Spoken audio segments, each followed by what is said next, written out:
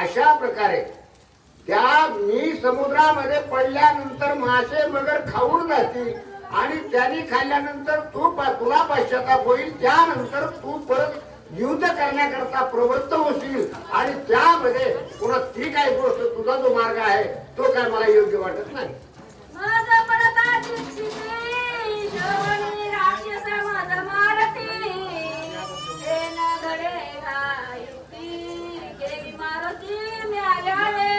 किंवा समुद्रापर्यंत जाण्या अगोदर लंकेच्या भागामध्ये लंकेच्या शिवारात जर मी तुझ्या वेगामुळे खाली पडले तुझ्या पाठीवरून आणि ते जर राक्षसाने पाहिलं तर ते राक्षस मला जीवन ठेवणार नाही, तेही मारून टाकतील. अशा प्रकारे सीतादेवी आणि समज काढू लागली हनुमंताने.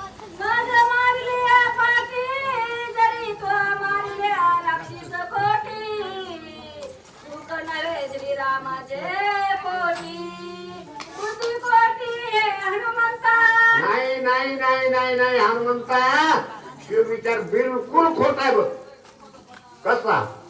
अरे मी जर पडले आणि त्या राक्षसाने मला मारलं आणि तू प्रभू रामचंद्राचं किती सांत्वन केलं तरी प्रभू रामचंद्राला ते पटेल का? आणि ते प्रभू रामचंद्राला आनंद वाटेल का? बरं, तू शुद्धीसाठी आलास आणि माझ्या मृत्यूची वार्ता घेऊन जाशील. तुला कोट्यानं कोटी राक्षस जरी मारले आणि राक्षस मारून परत तुला रामाला सांगायला गेला त्याचा काय फायदा नाही. हे विचार खोटा आहे. अशा प्रकारे आणि सीतादेवी हनुमंतरायाला बोलू लागले.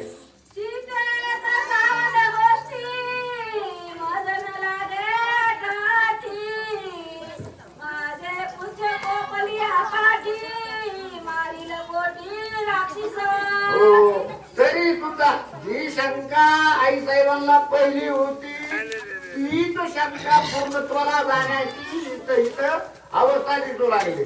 एवढं समजावून सांगितलं हनुमंतराय का म्हणजे कशाला काळजी करते? माझ्या शब्दाची किंमत आणि ताकद तुम्हाला माहितच नाही.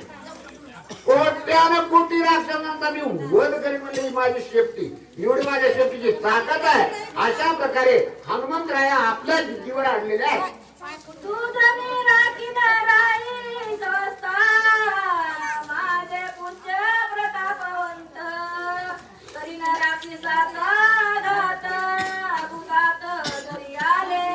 हो, आणि अशा प्रकारे कितीही राक्षस आले तरी मी आपलं स्वास्थ्य आणि सुखरूपता ही कायम अबाधित राखून त्या कोट्यानं कोटी राक्षसांचा वध या शेपटी मार्फत करी.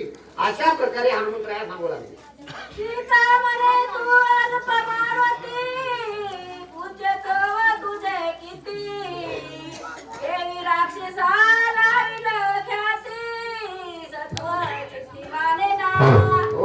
चला पुढील वाचक सिंधुताई केज वस्तूचे भक्ताला जावा सूर्यवंशी. अशा प्रकारे तरी सुद्धा आई साहेब सीता